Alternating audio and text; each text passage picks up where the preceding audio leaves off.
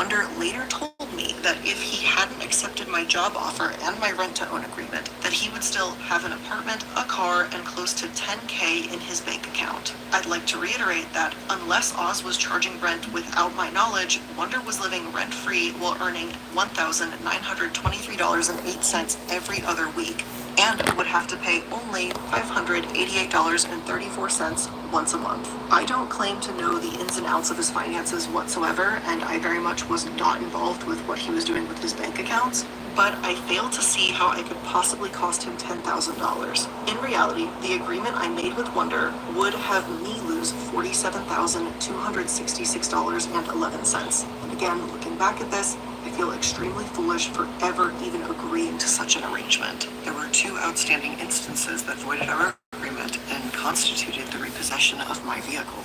The first was the proof of insurance that Wonder never provided. Insurance that is something federally required of any vehicle on the road in the United States. The second infraction on our agreement occurred when Wonderstruck left the state of Colorado to go back to Austin, Texas. You can clearly see these stipulations in the document on the screen right now. Due to multiple defaults by Wonder in our contract, I felt that I had no choice but to repossess the vehicle, which was my property because I am the one who owned it. When I landed in Austin, Texas, I called the non-emergency Austin PD 311 number to explain the situation to them. I told them that I had all of my title documents on me, I had the extra key, I had my insurance cards for the vehicle, and I asked them how I should proceed.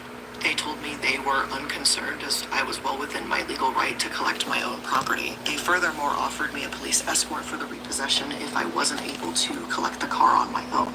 So on July 29th, 2021, I was able to get a hold of my vehicle and I took back my property. I would like to take a moment to bring up the condition of the vehicle upon its repossession. Within 1 month of using the vehicle, the car was visibly soiled. Trash was littered in the car. It contained dirty clothing, which consisted of I think 2 pairs of dirty boxers and maybe 3 mismatched socks. There was also a huge crack that went across most of the windshield, and for some reason, the glove box compartment in the front passenger seat was somehow broken. The state of the vehicle was shocking, to be honest, but at this point, I was just happy to have my car back and know that it couldn't be damaged any further. Now look, I understand that there is a lot of long clips that I'm going to be playing throughout this video. This is a very sensitive story and I'm going to need to, provide context, because that's what, people do when they make commentary videos or make any videos or just tell any story. They typically provide context. But now, my first issue is here with what Blair is stating, is that she's acting like the image here is the absolute end of the world, and it's almost implying that the vehicle has just been completely and outright wrecked. Now, I don't know if it's just because I have incredibly low standards, or my friends have incredibly low standards, but I have seen some of my friends' cars, and they are far, far, far more unbelievably messy than those cars. I think anybody that has a car, and has experienced cars, knows that someone's personal vehicle can get very messy very quickly. If anything, to a lot of people, their car is basically like a second bedroom. Some people just hang out in their own car. Some people just eat in their car. Cars can get messy.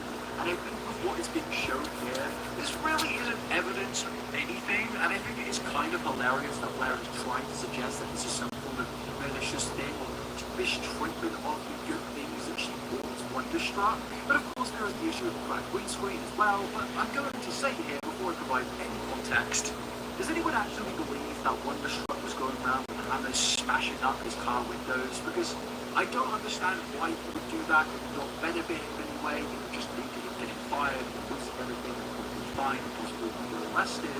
Obviously, he was not going to do that. I think anybody with any, logical mind can think, oh, maybe he was driving, maybe a stone hit it, maybe a little accident happened. It's driving a car. Damage happens to cars. Stuff like this really isn't a problem in my personal opinion. And again, shockingly enough, Wonderstruck had an argument against this to show that this was just an innocent mistake and is not what Blair was trying to portray it to be.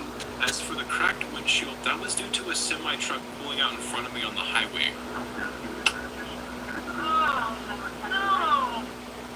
There's a lot of people out there who will probably experience it. Sometimes semi-trucks will have a little stuck on their flaps, and they will fly and they will ding the windshield, and it's a crack. It sucks, but it happens. There's no way I myself could have pulled off this effect on this car. So yes, this was obviously a pretty unfortunate thing to happen, and again, I can understand that things can be frustrating, but at the end of the day, this is a completely natural and normal thing happens. Potholes exist, sadly. Take it up with your local council. Maybe instead of attacking your friends on social media, maybe go and campaign for more funding of your roadworks, Blair, because that actually seems to be more what the issue is. Not the issue with Wonderstruck, but with potholes and stones in the middle of the road. I think that is the main issue here. But obviously, Blair needs to try and paint everything in the most disingenuous way possible, mainly because from what I'm seeing here, is that she didn't really have any valid arguments whatsoever. It almost just comes off as incredibly desperate, and desperation really only continues after here when we get to the next section of where randomly Blair starts to discuss Wonderstruck's mental health. Now, I will not discuss this section too much, as I firmly believe what is publicized in this video should have never went public. But Blair received a large amount of criticism. If anything, it's the thing she received the most criticism for, because in this video, she showed a screenshot of Wonderstruck admitting that he at one point wanted to take his own life. And the bizarre thing is there was no real context to why she showed this. There was no reasoning to why she showed this. There was no need to show this. You could say that, oh, he was having a bad time, maybe he had a mental breakdown, something on those lines, without any finer details. But for some reason, she released a screenshot of incredibly personal moments that should absolutely not be in a video titled Illuminati Exposed, which Illuminati viewed by over 1 million people. There's no way it wouldn't have. The situation was getting so much traction and becoming mainstream. She knew that, and obviously did this to embarrass and shame and belittle the people who she clearly had a problem with. But what's even more insane is only very shortly after showing that screenshot, Blair makes this incredibly disingenuous apology to Wonderstruck, stating that she should have never shared therapists with him, as that was a quote-unquote conflict of interest. And unfortunately, after I recommended Wonder to this therapist, there began a conflict of interest, and I could no longer in good conscience see her for her services. Wonder, I am so incredibly sorry that I unintentionally created a conflict of interest between the two of us in regards to this therapist. I did not mean to make that an issue between us at all. Now I can even take this as two things. Blair is either trying to cushion the fact that she knows she has just shown something that she absolutely shouldn't have with her, oh, by the way, I'm really sorry, so people don't get mad at her. Or two, this is Blair's really messed up way of being nice. Like, she's never actually nice to anyone, and I guess she thinks that this is a form of being nice, when absolutely is the complete opposite of that and should not have been spoken about in a YouTube video. The whole thing is just really, really confusing. But to be fair, thinking about it, I think the conclusion I can come with to why she did this is because she wanted to get a few sorries here and there in the video to make it look like she was taking a little bit of responsibility for something. But realistically, most people are so busy just about enough information. Yes, sharing therapists, definitely for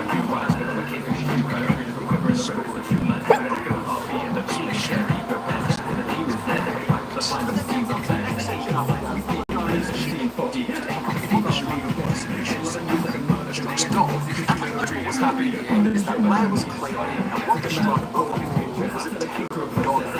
When Wonder arrived in Colorado to safely packed Lily would be he arrived with lady clothing, no food for his dog, not even a collar for his dog, just a bandana. As Wonder mentions on Twitter, that short amount of time we lived together was absolutely a nightmare. The tension began with our dogs and his unwillingness to help ease the situation between our pets. I did everything I thought of at the time to introduce James and Casper in a way that facilitated a good relationship between the dogs. They met on neutral ground at a dog park and only had supervised play at the house.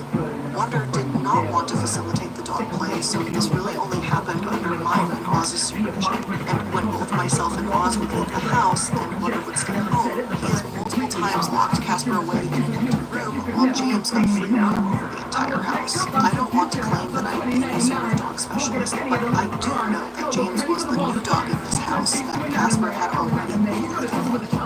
Dogs are territorial by nature. This was Casper's house, and now suddenly he was being locked away. Additionally, James had multiple accidents in the home, and Wonder would not claim them. It was Oz who ended up taking on that responsibility.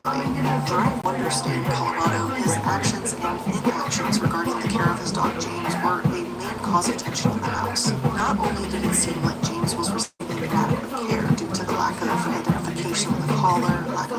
lack of toys and more, but Wonder was unwilling to do his part as a pet owner to keep the peace between the dogs too. Wonder's lack of responsibility led to multiple incidents in addition to what I've previously mentioned. Firstly, James bit Casper and bit his ear so hard that Casper bled. At this point, I took Casper to live with my sister as I no longer felt comfortable having Casper alone in the house with Wonder and James. Now, to be honest with you, I don't really understand why Peter's being brought into this YouTube video. Most of the conversation surrounding Glenn has mainly been to do with issues in sad, payments and just general issues with the friendships that Glenn was holding. Nothing to do with the dogs, pets, or any other issues related to it. To be perfectly honest, now seems like his Glenn has absolutely no arguments to make, so instead she's trying to take any forms of personal drama that she's had in the past and use that as some form of violent point against the people who criticized her. The reality is, yes, some unfortunate things can happen, even if we're not going to wider context. Yes, dogs and other dogs can have issues with each other. That is something that can happen, and sometimes dogs can do things that aren't very frustrating and upsetting. But at the end of the day, I don't know if any of this has any weight on me. There's nothing involved in this situation. To me personally, it does just seem very petty because she's bringing everything into the conversation. But of course, once again, what the show also providing the context and the truth behind everything, which again is not going to much really very bad throughout this video. But yes, this clip is very long once again.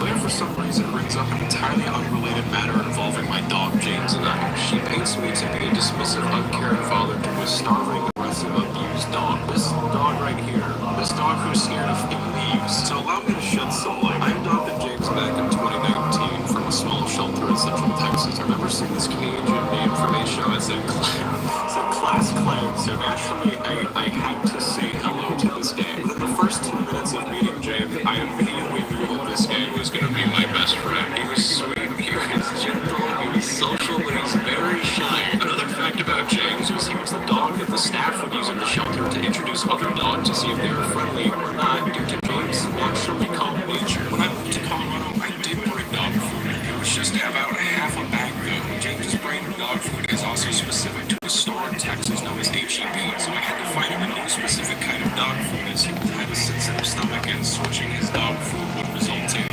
misses. Upon arriving to Colorado, Oz and Blair wanted to see if James wanted to try Casper's brand, so we just switched over to that. He loved it, and Casper has been known in the past for making severe messes everywhere due to his very irritable stomach, as he is a special needs dog. As for his collar, James did have a collar, but it was old and starting to wear. I went to PetSmart on my second day in Colorado and bought him a brand new dog tag alongside a red plaid collar. The collar which is still orange to this day. I also do not want Casper in the room to keep James roaming the home. I put Casper in a separate room sometimes so James could pee, as Casper would bark constantly at the bedroom door, which James and I stayed in. Whenever James was out, Casper would gnaw on his ears, which is something Blair did not mention. James did bite Casper. He made Casper bleed. What Blair left out was that since Casper was a puppy, he has had a bad habit of gnawing on other dogs' ears. This is due to him being around another dog named Percy who exhibits this kind of behavior. And you can see this dog exists on Casper's own YouTube channel. So one day Casper kept chewing and dragging on James, so naturally he snapped back. James only did this because Casper would stop attacking him. It wasn't the other way around. As for James getting out and pooping downstairs and helping clean it up, there's a lot of reasons for this and a lot of context left out. The night James got out and got lost, I made a mistake and forgot he was out there in the backyard. I was in between helping Oz with something downstairs and going back and forth, but James needed to pee, so I tried to multitask. After like 10 minutes, Oz suggested we go grab dinner real quick, and we left for like 2 hours. I personally messed up, and I take full accountability for it happening. I left James out in the backyard. Like, what pet owner hasn't made a mistake like this once or twice in their life? Sometimes someone forgets to close the door or the gate or whatever, and it happens. It's a story as old as time. It doesn't mean you don't care about the dog, it just means an accident happened. What Blair again also doesn't mention is that the backyard had a large patio area that Casper would take naps in, and sometimes James when they all chilled out together. The backyard was also fenced in. Blair leaves out that the way James got out was because a fence wire broke loose, undoing some of the fencing along a post, allowing a small entryway into the neighborhood. Had this not come undone, James would be sitting on the dog beds waiting, which again, James being outside is my fault, but the fence failing is just human error. Blair talks about putting James on the Nexstar app, which despite my reservations against Blair, this was a good act. But again, what she leaves out is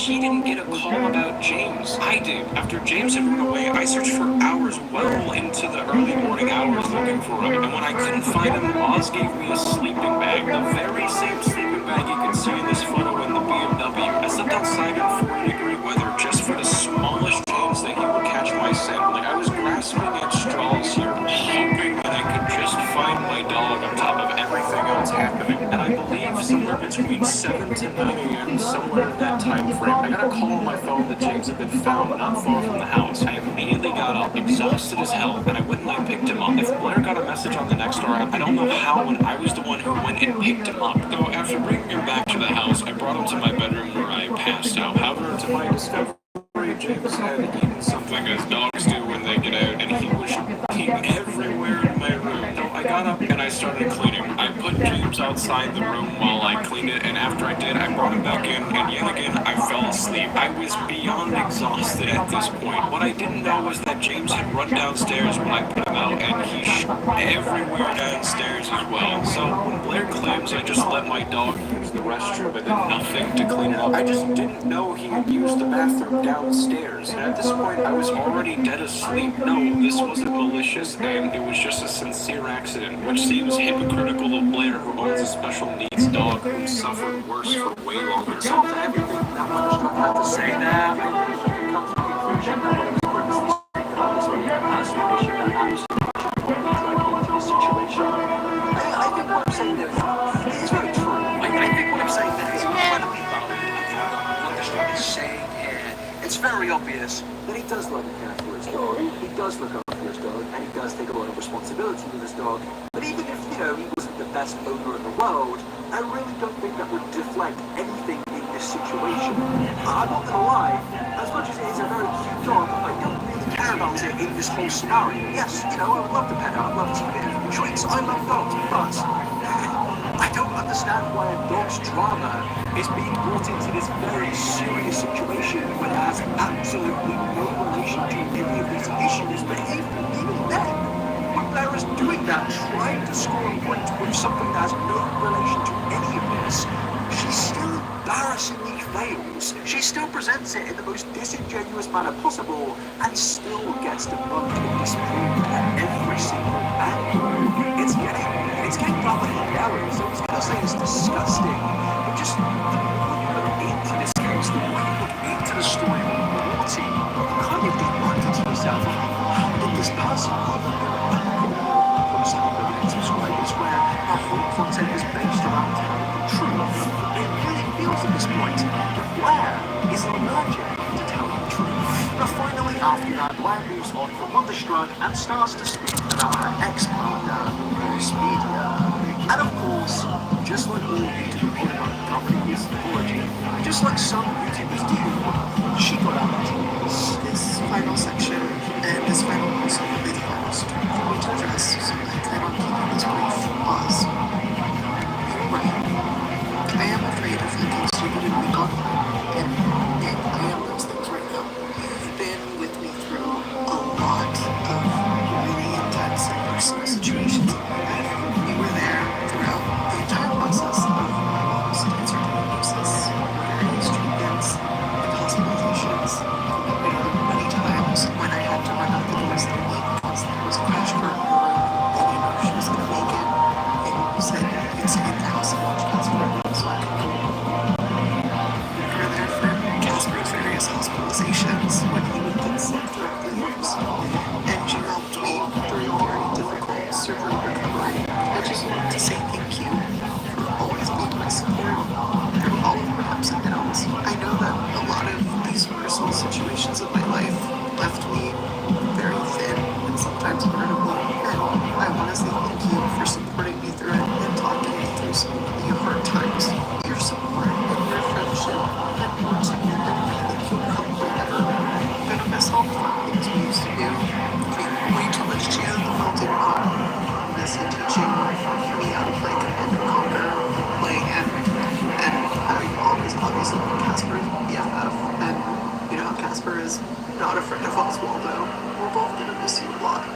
truth is, like we privately discussed before, I always hope that we'd be able to reconnect again in the future and mend our friendship. I meant that when I said it to you. I believed you when you said it.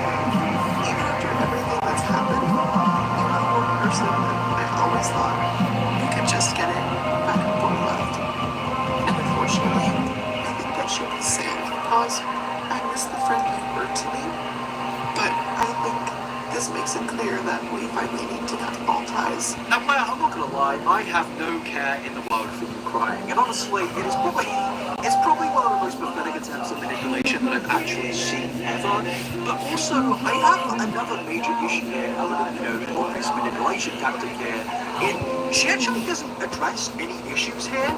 It's just a plain screen of where she cries, and there's no debunking, there's no, actually coming after Oz for what he said in his thread. It's just her crying and saying, you know what, we're not going to be friends anymore. Like, she doesn't address anything, she doesn't admit to anything, she just kind of ignores all of the points that Oz made and just starts to cry and ends the video. Like, I'm not joking, she literally then just gets into a conclusion after crying about Oz Media for around 3 minutes, and it is definitely weirdest endings to this out story. of time, Later on during this video, in your sadness, a bit of a trend in the story. smile The community sentiment surrounding everything in this video was just, wow, this is probably the most terrible response video I think I've ever seen in my entire life, and if anything, it just made makes the point.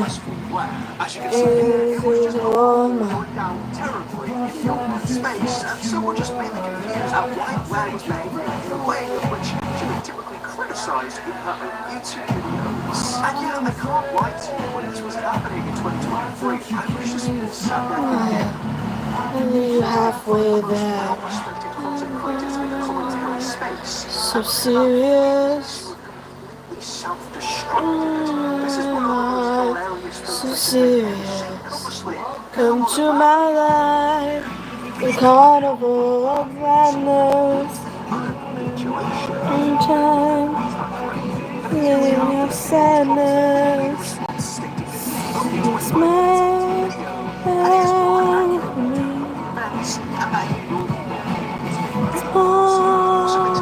Smile for me. Editors, there was cars just declined, and also there were a large amount of issues that were resolved. And he also acknowledged that she did a large amount of the channel in terms of work, and that the rest of the crew kind of encouraged her to raise her share of the income. Which is hilarious considering for about an hour straight Blair tried to paint people in her video to be money losers that do absolutely nothing other than smoke of her business. The clip also went on to speak about issue with creditors in his Discord and why the only reason he didn't respond was the fact that he was asleep at 3 a.m. And he also mentions the usage of slurs, stating that this was a one-time thing that Blair was there for and laughed about, and at the time that was that, so Blair stated that she would cut it off if she could not this using any lie. And yeah, even though it seemed that it was possible to just Smile for me. Smile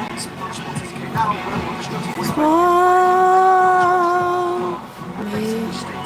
Now, what was being presented by Blair is absolutely truth. And Wonderstruck is a great dog owner, but the responses also don't end there. Because Wonderstruck made his first response, which came in its Twitlonger, where he word for word addresses a large amount of issues that he had with what Blair was stating in the video. Now, of course, you've seen that Wonderstruck would eventually go on to make a video, but that Twitlonger pretty much was like a shorter, condensed text version of that video, so I don't really feel a need to read it. Because yeah, at this point we've already seen Wonderstruck pretty much debunk all of the major points, but we will also touch on that response in the future. Basically, overall, the career of Illuminati at this point of time was just completely and utterly in the fudge, and there was no coming back from any of this. This had now been brought into the mainstream by publicizing on the YouTube channel, and the video was garnering hundreds of thousands of views, and currently in the day of 2025 sits at already in pretty much, this was complete and utter self-destruction.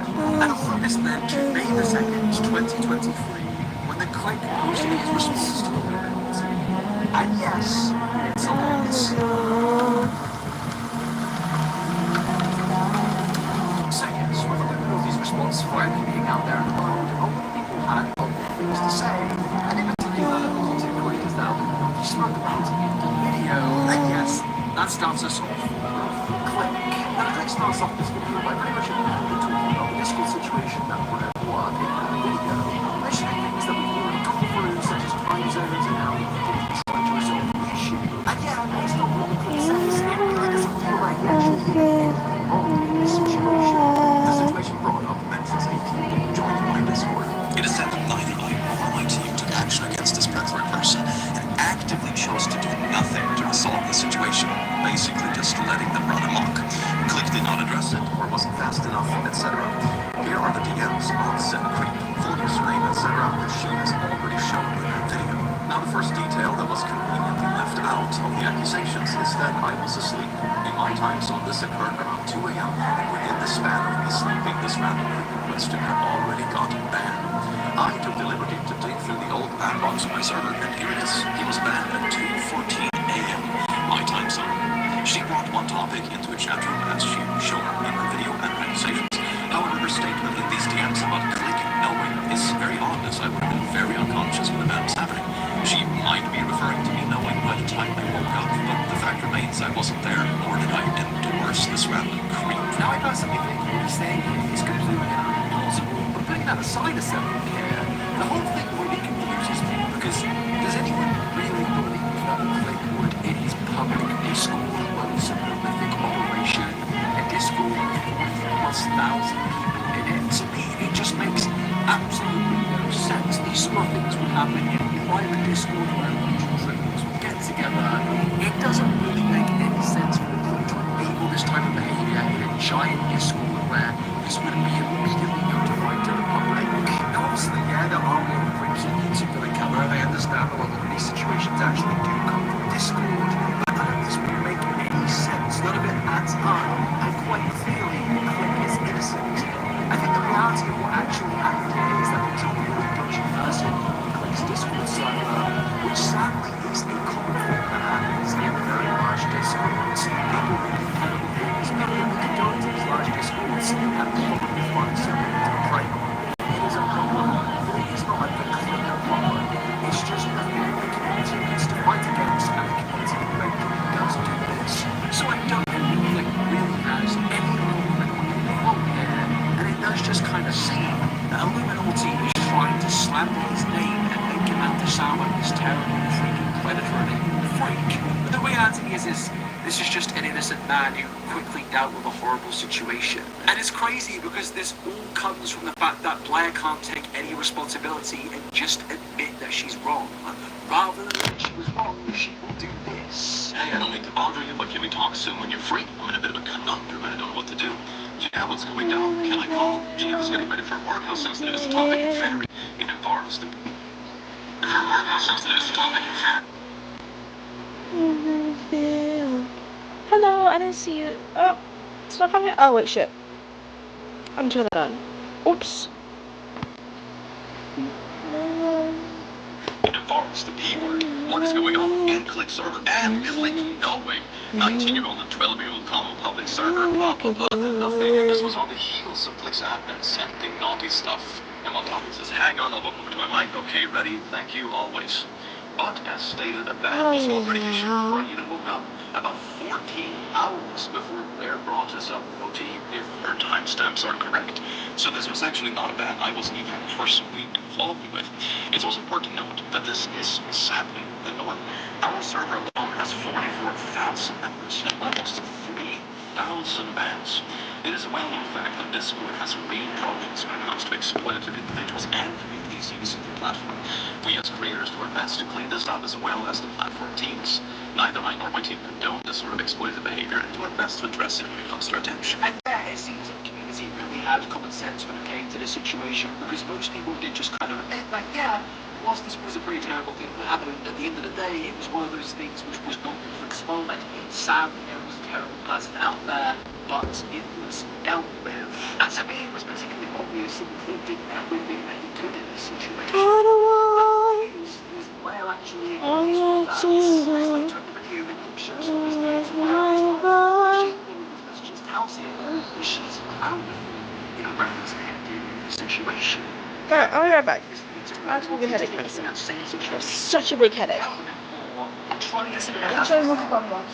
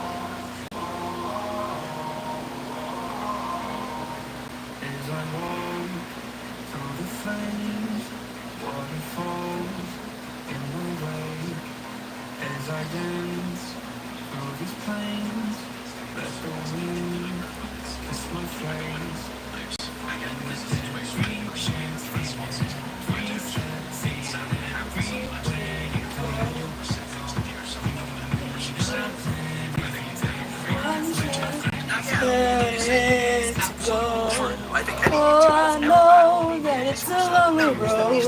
Far from home, feeling your soul.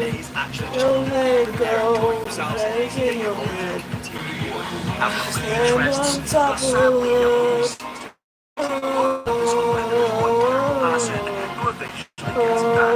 And that's the thing. As long as these terrible people are banned and dealt with, then everything is okay. As we've seen in that situation. But then we get to the mention of slurs and the whole thing of Blair stating that if she knew that the clique used a slur at some point in time, she would have cut him off immediately. And the clip proves that, well, that absolutely is not the case. And once again, this is just Blair taking a story from years and years ago and using it to make it seem like this big old thing of where the clique is a supervillain. She claims I was tossing around slurs when gaming with friends. The only evidence she has in a group chat where she's talking to Ali Wali, among a few others. So it isn't an actual receipt of anything I did or said. It's not even a conversation I engaged. But just a few anonymous names venting in the group chat.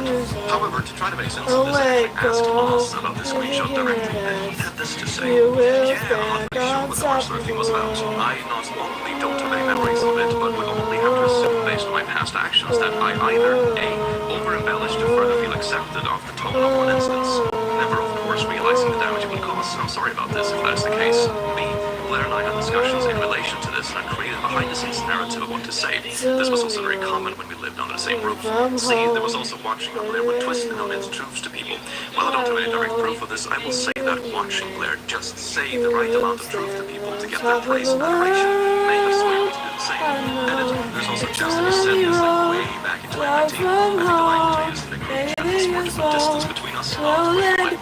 It would have to be one of those remix, honestly, because I don't have to say it. Not saying it didn't happen, of course, but I don't have any memories of it. I'm sorry for the pain, that comment constant apologies will never, of course, repair the actions that I've made. And when all this went down, I'm sure there is more things that are said that honestly for the life of me can't remember. As Professor Berkeley use a fourth time just as the N word. The only evidence she ever gave us was by her word, claiming that when the two of you were playing Dark Souls 3, you referred to enemies or shadows or ash as N-words, or something along the lines of that in December of 2019. This was not brought up until after the Sandbox splits. And to be clear, I don't hold a grudge about this against Oz in the least. I can't say for sure, but to me it looks like Oz was just being pushed to prove his loyalty in a way. I wish you all the best, man, and I hope you get to rebuild your channel or whatever you want to do with your life. Before we move on, I'm just gonna point out some funny hypocrisy. She said she would never be friends with someone that used that language. Yet she regularly played games with me as a friend during this time, where I allegedly kept on saying these things. Which one is it? I don't think you can have both. And to add an extra layer of transparency on my own behalf, I didn't actually know the artwork could be considered derogatory up until maybe 2020. So it's possible I said it before that point, but I don't recall specifics. When people came to me around this time and told me they had had the word used against them simply for being neurodivergent, I was surprised, as that had not been the case around me when I grew up. But I personally stopped using it in my content or for posts I read out, and also did my best to remove jokes containing the word in older content. Now, this claim of Blair's is baseless at best, and honestly, it does just feel a little bit cheap that's being pulled into this argument. But things that get particularly interesting when you find out that Blair was going around paying individuals to try and find proof that the click said slurs. Yeah, this is a definitely really sane individual that we're dealing with. Like, honestly, this is a first. I don't think I've ever seen another content creator out there pay for someone to find evidence of their friend saying slurs. But also, if you need to pay someone else to find the evidence, it clearly wasn't this big recurring thing that you made it out to be. So clearly, you are lying in this situation. And honestly, the further you get into this, Illuminati just seems to be insane. And this is what I can say about it. Here's a former staff member of hers getting paid to sift through raw audio recordings of me looking for dirt, more specifically the R word. I needed to work with this person to help me find clicks saying the R slur in Sandbox raw audio. I can do that, just let me get out of the shower and I'll be down. She claims he said it in the Sandbox video, but I can't remember which one, and she's over her head. I'll pay you $200 to find it, and here's the payment.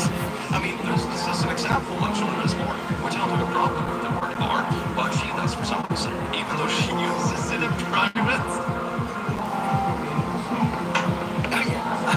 This is really insane.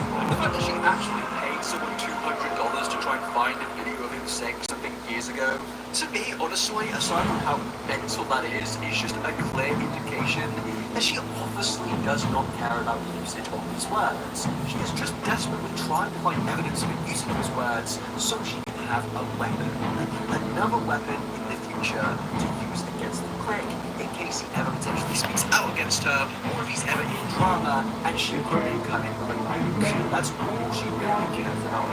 She doesn't care about, any morality surrounding this. It's all tactical.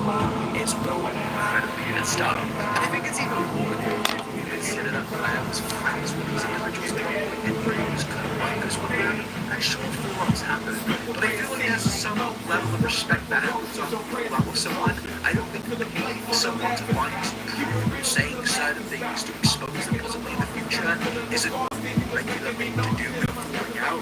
If anything, it just makes you look like a complete and utter freak.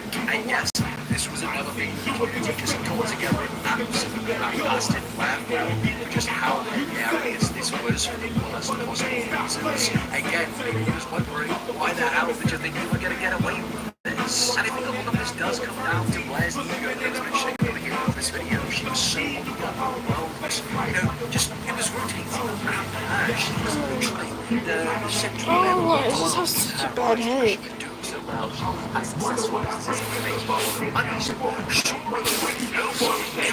against her, work against her in the future. But then after this, the club goes on to address things he originally stated about her in terms of being towards being made by Blair and not him after the ending of Sandbox. And these tweets were clearly made based on the clip showing us in this next clip to create this. Once again, it's just nonsense. Number 4. The Illuminati smear campaigns. Content warning, vulgar language, mentions of predatory behavior. These following screenshots are reflective behavior I think we have all seen, that the community can and has attested to. Fake tweets happen, whether you are a former friend or a current one, so it wasn't clear to anyone who had experienced this before. But this specific time, I would like to draw attention to. Here is Sandbox posting on the 1st of November 2020.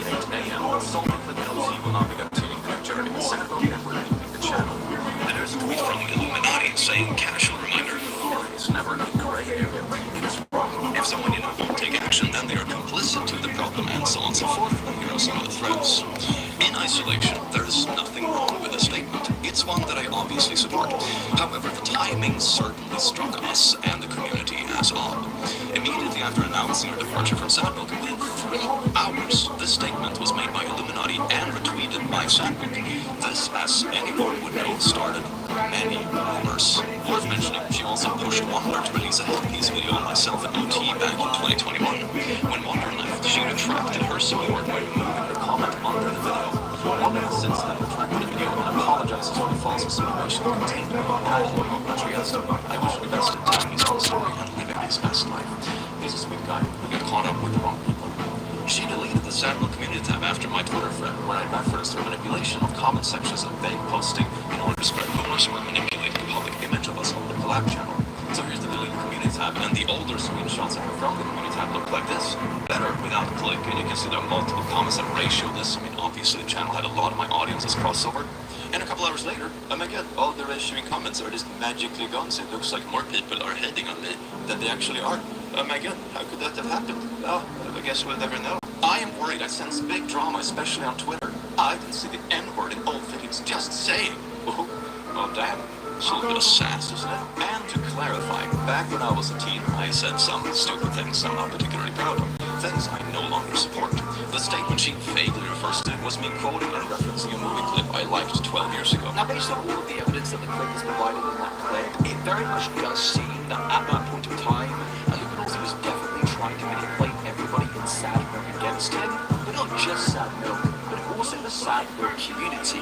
It really did feel that she wanted everyone to dislike the clip and to be on her side. It almost feels like YouTube Game of Thrones at this point where she's like Littlefinger going behind the scenes and trying to manipulate everybody into falling into her narrative. To me, this was very clearly a deliberate smear campaign being created, where she was purposely making fake tweets using Sad Milk's Twitter account to cause speculation of rumors. Because let's be real here for a second, people. If somebody was removed from the group channel, in particular a group channel that's whole content is surrounding comedic stuff in terms of Reddit videos, reacting to things and just having a good time and never coming anything serious, if that person was removed and then only a few hours later that comedic group channel's Twitter account started retweeting things about why predators are bad, of course, people are going to make insinuations. Sad Milk wasn't there to lecture the world of predators and how terrible they are. So like, they deep dive into how awful they can be. That's why I'm very quiet today. I have a huge headache. YouTube channel where people will come And it will not go away. Retweeting posts about predators being bad only a few hours after the clip was removed.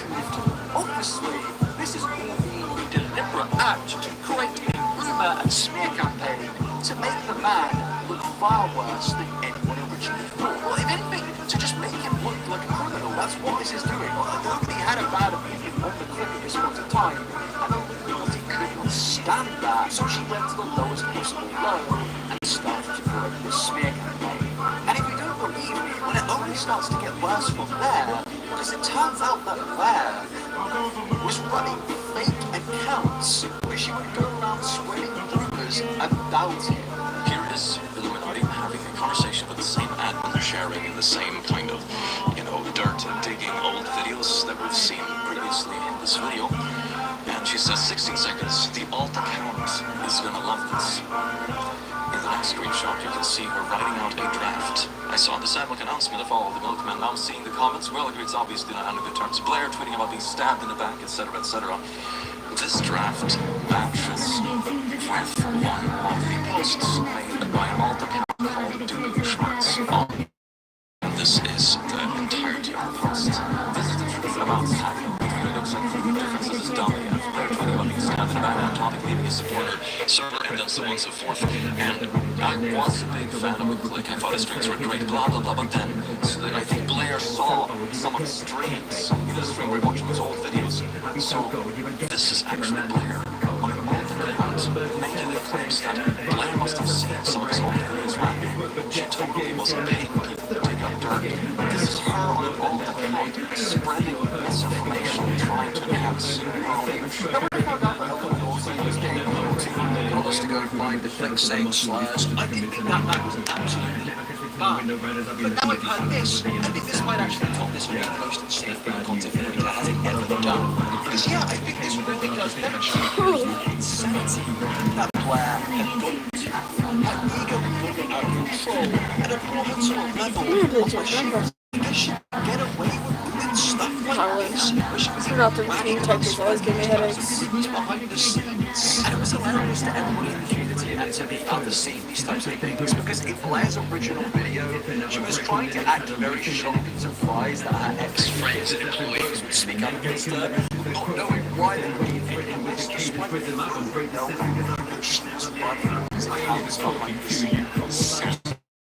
Account where she forgot to switch accounts and interacting with the Animal Crossing subreddit, at least according to us. Here keeps going. Blair, I'm putting this all together. What kind of cover-up is this? Click was saying these bad things, creative differences. Click is a liar. And not to be claimed someone topic is friends with someone pretending to be wholesome and good. This is all occurred applying to her own announcement under an alt account. And it keeps going. Click said the N-word and replies and claiming I'm not going to reply and I'm horrible. Here is a long post. I'm not gonna. You can possibly want to do the whole thing. I don't want to. Here is the same account which was on Twitter. This was a account I remember distinctly from 2020, 2021 that was relentlessly harassing myself, my friends, my colleagues, my streaming colleagues, past colleagues, ex-Sadfield members, community members, you name it. You name it. At the time, I wrote it off as a disgruntled troll with a little bit too much time on their hands and tried my best to ignore it. This was Blair all along. I mean, ladies and gentlemen, this is absolutely supervillain stuff. This person that for years built up a persona of critique behind the scenes was doing some of the worst possible stuff that not just a YouTuber, but anyone could do. Creating a fake account and doing these things, it's just insanity. But what I find hilarious is that she keeps on his arm and it's still doing this now. I can see Harry Schmerz is right there behind the states. I know the truth. And it's just a bunch of tweets in 2020. And now Larry's point is the account is so the first people that follow it,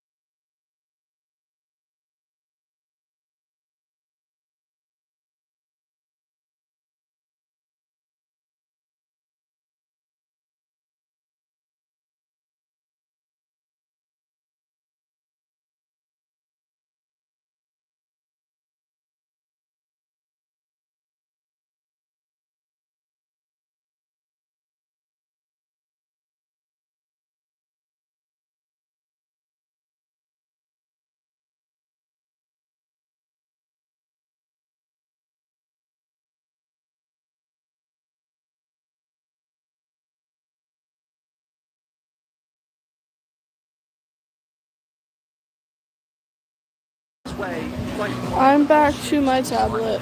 the Sadville operation. But what's interesting about this story in particular is the BMW situation. I'm tired as fuck. Taken off the A huge headache. So if I'm quiet, I'm sorry. It's just I have a huge headache. And trying to do what I could to help out, and also Hello, stay out of the way Sarah. until my brain start to shut down. I could barely function as it was. I would just drive out in my free time to this little trail. I guess you just call it like a private spot, not really, because it's in the public, but it was a little nice cliffside, and I would just hang out there because I didn't have any work at home, and I just was not wanted around. I explained my situation to my therapist. It was a pretty similar message I sent to my friend in private. I miss feeling independent, and living rent-free for 6 months, which I did not sign up for, is making me feel like a burden and sick. I really feel like I'm losing touch with myself, and I'm not sure who I am at the moment. I told my therapist at this point that I hadn't felt real in a while, which anyone who has suffered with dissociation and dissociative episodes can all but relate to. I also reiterated how everything was starting to feel rather pointless, and I didn't know what I was. That's so lame. I don't like to get emotional, but I didn't know what I was doing wrong. After hearing this, she made it urgently clear that I needed to leave the house immediately. Which again, sorry, I need to calm down. And I say I didn't realize how bad it was getting at the time. It just never been that bad. She said whatever I needed to do, I just needed to go. Though with no work, my only options were being in a home with someone who won't even speak to me, as I believe Oz had Drawing visited or his like, father at the time, or huh? to go visit my father. What are and you doing? What just for? Like spend some time drawing? with him. Couple So I chose option years 2. with this drawing? I'm not going to sugarcoat it. This is terrible. And watching this back is quite difficult. Like 2 days? It does get very emotional, and I completely understand why. It was very clear that Wonderstruck was trapped and he just needed to get out, as he was not getting any support, and things were just overall I'm doing this drawing for 2 days. It's split between 2 streams. He went to go and see his family. I explained the situation to my dad, and I ended up leaving to go see my father so I could spend the 4th of July with him and stay a while so I could eventually reset. I also did digital work, and this was not in violation of I'm my so employment, confused. as I could work I have a huge headache. I'm sorry. I'm not fully understand what's going on. We signed her BMW contract. She had been meaning to get to me for a while. She was fully aware of my intent to visit my father and stay a while, especially given that, again, I worked remotely. You now know the events that led up to July 29th, where the car was repossessed. So yeah, in short, he had pretty much lost his job and also had his car repossessed at around 3 a.m. in the morning. Later in the early hours of July 29th, 2021, Blair flew down to obtain the BMW. And the repossession apparently came from the fact that, according to the contract That's that he fun. signed, the car should reside in El Paso, Colorado. But this has been a heavily debated topic since it first appeared, because a lot of people have made the argument that what the document is stating here is that in terms of the car residing, this is around his living situation. If he is still living in Colorado, then that's absolutely fine for him to drive the car out of state for a few days. He wasn't putting the car in a new address to permanently reside there, he was simply leaving the state to visit someone. And based on the fact that Wonderstruck has previously spoken about the fact that he's had to leave the state multiple times for work-related reasons, you can only assume that it's perfectly fine for him to also drive out of the state so he can do certain things. As long as he isn't moving, I think it's absolutely fine. And to me, that's what I think this contract represents. So a lot of people were basically coming to the conclusion that Illuminati had falsely repossessed this car. She did not have a valid reason, and this obviously led to a large amount of criticism. Because yeah, Blair didn't care about the reasons. She just wanted to get back at the people that had supposedly wronged her, and this was her way of doing it. Turning I'm drawing Jason Todd from DC. taking the car, and he had no idea at the time. I now like to to point to a conversation I had with Oz Media because Blair and I were not on speaking terms at this time, which was something she herself suggested took place between us. July 28th, 2021, one day before the repossession, Oz and I had a phone call together where I stated I would not be moving back to Colorado. He agreed it was probably the best option for me, as he was still at this time sympathetic towards everything happening. Note again, the car did not reside in Texas, as I did not have a residence in Texas at this time. Upon hearing this, Blair informed Oz that she wanted me to pay something that is known as a depreciation value, which is essentially, it's like, okay, you can't pay for the car, so you're going to pay for the value that the car lost while it was in your possession. I agreed. I didn't want further bad blood. I just wanted this whole situation to be done, as it had caused me enough stress as is. Oz gave me a set of options as to what I could do with the car, and I picked option 2, where it was agreed I would bring the car back to Colorado, gather my belongings, and I'd pay the value via regular payments, etc. However, when I asked to see everything my name was tied to legally with the car, which any person would do, it was met with a copy of the video or the music? Because the video, it's an iNabber thing about Illuminati. It's the music, it's from one of my playlists. I don't know what the fuck's playing on that anymore. To do to make sure you legally know what you're paying. After this message, I never once got a response. Later in the early hours of July 29th, 2021, Blair flew down to obtain the BMW. Hours after I agreed to pay for the car's appreciation value under the condition that I was paying what was accurate and visible to me. I did not have the text itself, as currently the phone I had at the time suffered, I believe it was a corrupting UI. All I know is I had a Google Pixel, and after some time, I believe last year, I plugged in the phone, gave me a big old question mark when I charged it. I looked it up, and it was like, what does this mean? Essentially, it just meant, yeah, your phone's kind of buddy. So if anyone knows how to pull images from a UI corrupted phone, please reach out and contact me, as I will happily provide these texts if I'm able to do so. At roughly 3 a.m., Blair sent me a text stating that I had breached numerous contract violations and that she was in Texas to repossess the vehicle. It goes without saying I was asleep at this time, so obviously I did not see a message that was sent to me at 3 a.m. in the morning. Once I woke up and I saw the messages, I asked Blair for an explanation as to how I breached my contract, to which I was ignored. However, Blair stated she would make arrangements for me to obtain my items. This never took place. So yeah, effectively, Wonderstruck was trapped. He had nothing to do about the repossessal here because it had already happened at a time when he was most likely asleep and completely aware of what was going on, which of course, in my opinion, and in the community's opinion seemingly, is a very deliberate act from Blair. She knew turning up at 3 a.m. would be the right thing for her to do because there would be no conflict, there would be no one preventing it to happen, there would be no case being called, so she did it at 3 a.m. And the entrapment only continues when he tried to speak about it publicly, and of course, he was threatened with an NDA. I took to Twitter where I made a tweet regarding what had just happened, and I was immediately reminded by one of Blair's managers that I could not speak out on the matter, and I was threatened with NDA. If I had to explain the feeling, I felt helpless. And this is what I meant earlier about Blair seemingly feeling untouchable. If someone ever dared speak up against her, then her wave of fans would come out and defend her without even looking into the points. And if somebody ever tried to speak out against her, an ex-employee, for something that she'd done, she would just threaten an NDA. She had people wrapped around her fingers, and they... My profile picture is Jason Blair Todd. stated she would make arrangements It's for me a to random obtain my comic items. panel I This found on never Pinterest took that I really place. like. Interesting, because based on my research, this is actually illegal. As you can see here, it says in the United States, it is generally illegal for a car repossession company to dispose of your personal belongings with a repossessed vehicle, especially if they are not attached to the car. You are entitled to have these items returned to you. But of course, Wonderstruck never got these items back.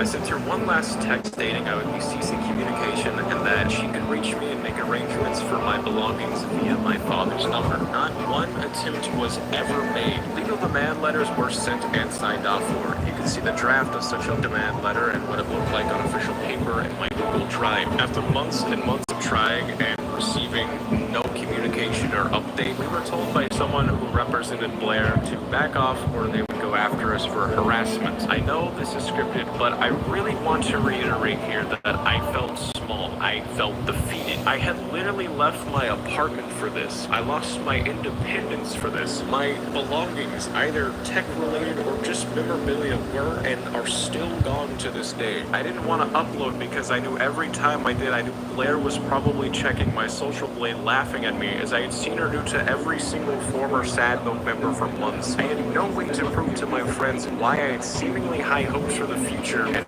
in the course of a summer, I had almost no money to my name due to Blair's butterfly effect. None of the friends I had made would talk to me, and like OT and Click, rumors began to spread about me too, admittedly on a smaller scale, but they were still about me nonetheless. I was fired. Blair had taken the car as well as my belongings. My life had been sent back to square one. Now, based on everything that we've seen from Wonderstruck's video, in my opinion, this is all very deliberate and very calculated from Blair. How Wonderstruck was leaving here, in my opinion, is very complicated to me. It feels that Blair has deliberately tried to make people feel this way so she can have dominance in friendships and be the one who calls the shots. She gave him everything, a job, a car, a place to live, and she could take that away at any moment she could. And that was just a representation of the power she had over people. And in any situation where anyone would ever fight back, she would put anything, it'd be like that, or she'd turn them and scream, surrounding them to everyone else in her life, and turning all friends, Wonderstruck's friends, against him. And it very much did just seem that Blair was just outright destroying people's lives out of spite and neglect, which will lead us nicely into the conversation surrounding mental health. Because a big criticism I had of Blair's original video about everything was the fact that, yeah, she randomly brought up extremely personal messages from Wonderstruck that should have never gone public. And it's clear that Wonderstruck thought the same.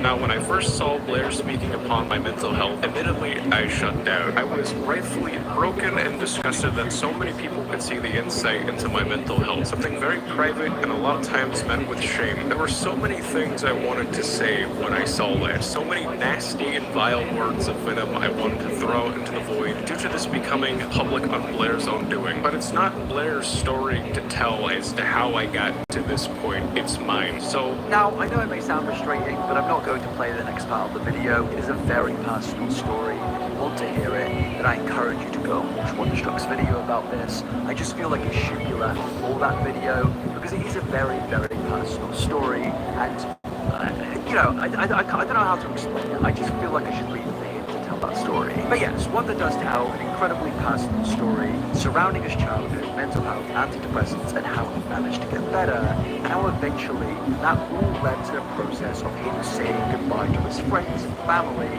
as he was going to work for Blair, which was obviously a really, really big thing for Wonder. His life had finally gotten to the point where he really felt like he was doing something. His career was on the up, and he was going to do a big move, which obviously was a big, big risk. And yeah, Wonder goes on to state that he finally felt that he had a purpose in his life, that it was going somewhere, and everything he had done in his life had built up to this next step.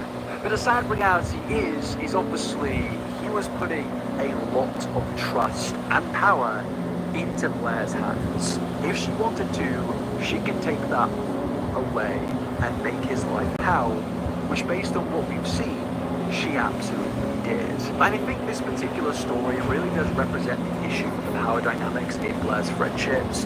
It very much does seem that all her friendships are based around basically having control over everyone in some form of sense, where she's paying all her friends to work for her, everyone's doing things for her, she's the head of everything, whether it's Sadville, YouTube channel. She had so many people wrapped around her fingers. She had so many people on NDAs, friends signing NDAs. Just so much power was placed in her hands. Again, you can only really help but think that this was all coordinated and deliberate. She wanted this power so she could get away with everything forever and continue running a successful business. It truly all is sickening, and honestly, it all sounds a little bit dramatic. It feels like when I say words like that, I'm going over the top, but based on everything, I really don't think I am. Now, the rest of the video is mainly talking about the dog situation that we covered, and then he also touches on the living situation, how Blair's house was just completely terrible, messy, and dirty. But then we get to the ending of the video, which gets particularly interesting when Oz Media appears. Now, up until this point in the story, we've not really heard much from Oz. Yes, he had his original tweet thread, but at this point in time, he's kind of just known for being the guy that was originally Blair's henchman, pretty much. He would do her dirty work. He would speak to people in her words. He would come after people. He would just do the things that Blair told him to do. And it's really interesting because he's now featuring in this video. And I think that really does say quite a lot. That even the closest person to Blair turned on her, realized how terrible everything was, and did his best to rectify the situation. Because yeah, in this video, Oz is speaking up against absolutely everything to do with her, whilst also taking responsibility for his actions, and even speaking about something that I found particularly interesting over the whole topic of Blair's obsession with weaponizing her tears. At the end of Blair's video, she has what appears to be a heartfelt cry regarding your friendship. This section is roughly 3 minutes. She goes into detail about you, Casper, better times, and involves hobbies, etc. Would you like to share your thoughts on what you felt or thought when you first saw this? There's not really a nice way that I can actually say this. I watched her build those tears up on multiple occasions. Whether it's she forgot she had a prior engagement, so she built up tears and said, I have to take Casper to bed and I'm very scared, so I won't be able to make it, or for talking to other content creators that she's had issues with, and pulling up those tears for apologies, for talking with employees, for talking with me or her roommates. It's something that I have watched her do on numerous occasions. If they were genuine, I mean, there's that, but I have a really hard time believing it with how many times I've actually seen her build those tears up. And considering when I did post my friend on Twitter and I did make the comments that I made, the tone that she had in messages was night and day. What I'm trying to say is that the tone that she had at the end of her video was not the tone that she had with me behind the scenes. The tone that she had with me behind the scenes was very much accusing, and a few vague threats were thrown in there, which I don't want to go into details on because I just, for me personally, with how I see all this, I don't want to make a response video. Now, my friends, am I particularly surprised that the horribly manipulative individual is also known throughout her friendship groups to weaponize her tears to get out of a lot of scenarios where she's blatantly in the wrong? No, I'm not surprised about this. But yeah, I think this again is just another representation of how Blair has managed to keep so many about her fingers for so long. She lies, manipulates, she lies, and makes people feel bad for her. And it's clear that her closest friend and ex-partner Oz realize this and all understand why. It's kind of like when Jamie Lannister killed the Mad King in Sunrise of the Mad King. Maybe that's a bit unfair to play compared to Jamie Lannister, but I mean, a couple of things that happen after to say that I think actually that's still the person. But in that one small act, it's kind of like Jamie Lannister killed the Mad King. And obviously, I mean, in terms of social media, she obviously turned on her career and doing her social media. I'm stuck. But yeah, so actually, that's funny. It's part of a video. And yeah, it was always ramping up that they were worse. And again, I'm saying it, but yeah, there was absolutely no way back in this one. So it really needs to go back and really shows. But you can see here, the reaction where people were just sad, surprised, and yeah, at this point,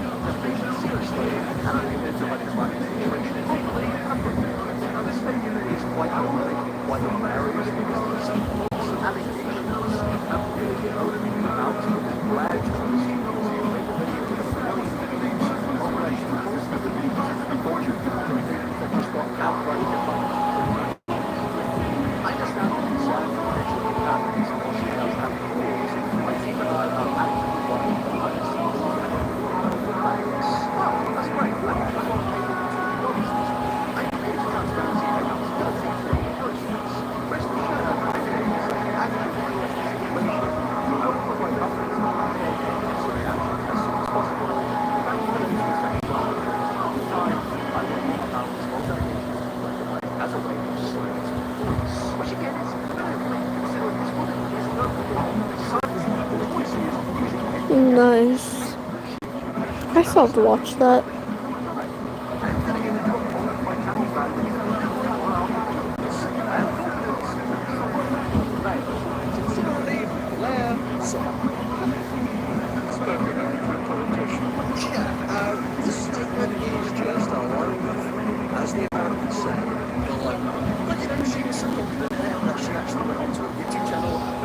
I have yet to watch it. I need to watch it.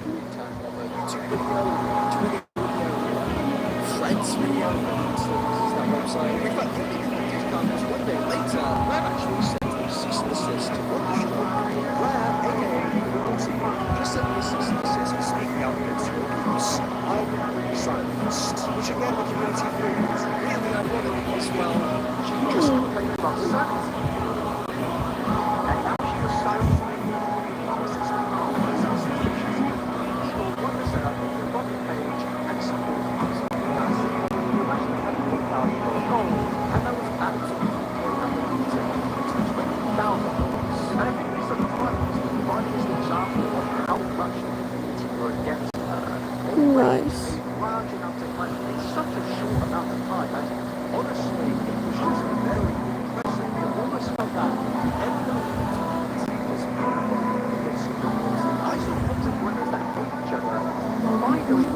Just chatted because they all decided that, hey, this is bigger than not liking each other. But then things only went from bad to worse, and where when one topic released in the game title, to talk about Sam or naughty. Now, this video is pretty much a detailed review of what the originally said about Sam. There it goes. The saddest heart and soul into a rabbit hole. It was dreaming till they don't. It's your mind a while ago. Alice, Alice, don't you know? True love was all a hoax. Lit up so she could cope. And had her. But a lot of straight correctly or was outright false. It did not properly outline what the members of the group accomplished in terms of work, and the big accusations that paintings were made and were still an issue right to the end of the project is also just odd. A lot has been said about it already, like Sam Wonder's I was like singing along to the Alice part. My recollection, after things started to get more serious and we had the recordings, it became pretty clear early on that a couple members couldn't really afford the cost of the final inside. And we had conversations and as a group about how to solve for that because we didn't want to exclude our friends. One solution was discussed, for example, was the rest of the group taking on those costs. For example, when we found out that one of the group members family had 100K back because they couldn't get the rest of it, we discussed pitching in together our earnings to get it for them. It wasn't some debt that they'd owe, but just something that we could do for them so that we could all celebrate together. I mentioned this just at this time that when the issues arose, we talked them out as a group to find a solution and then solve for it. So I'm unsure what the larger conversation around payments or payment issues is, as I'm unaware of it. It wasn't a central theme to why things broke down. So yeah, in short, with one topic speaking up and everyone going against her, $20,000 being raised in legal fees, things were not looking good. The empire had crumbled, and people were now just dancing on the grave of her social media career. And with that, you would think, well, surely she has to do something. Everyone responds eventually, right? Well, 2 weeks passed since she said she'd make a response, and nothing came out, other than another cease and desist. As on June the 6th, Oz Media tweeted, "So Illuminati has officially sent me a cease and desist. Best part is, she cites parts of the video which I had no part in, and demands I make a public apology." And then on June the 13th, Oz made another tweet stating, "Illuminati sent me a physical cease and desist to my dad's address as well, one I haven't lived at in 3 years. Wish you would have known because I still live in the house that we shared. Trying to scare my dad? You're forcing my hand here. Something I surely didn't want to do." And the quick reply So I don't know what the fuck's going on anymore. sent to Grandma and denouncing her. But jokes aside, this was very much representing how serious this situation had gotten. This started off with tweets, it then became a big YouTube situation, but now things appear to be going legal. And this obviously put a large amount of things on the line. Financial situation to the line. Everything was gradually getting harder to process and deal with for a lot of these people, because I can only imagine how stressful this would have been. Rather than providing some form of argument in response with some form of evidence and screenshots that back that argument, she instead resorted to intimidation tactics, going against everything she preached on her YouTube channel, going against everything that she come to know and realize for. And because of this, Commentary Channel started making videos surrounding the entire situation that garnered millions of views. And yeah, even I made a video that got 1 million views. And it was very clear that this was no longer just a niche situation in the commentary community on Twitter.com. This was now a mainstream topic. More and more people were talking about Illuminati, and people were now discovering her in a negative light. Originally, people found this person and thought, wow, I love her videos, but now it was, wow, this person is I'm trying to set value statement. It happens.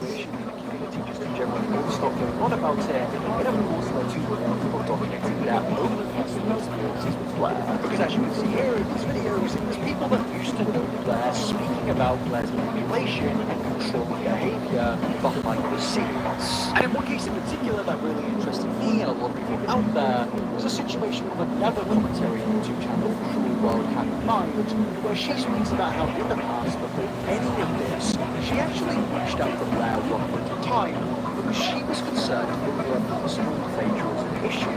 When I was making videos on anti-MLM content, I posted 2 videos in a series on Tyra Banks, which had to do You should go to bed. I encourage sleep. reality show America's Next Top Model, as well as the fact that she had an MLM company. She would have created that financial freedom and achieved those goals.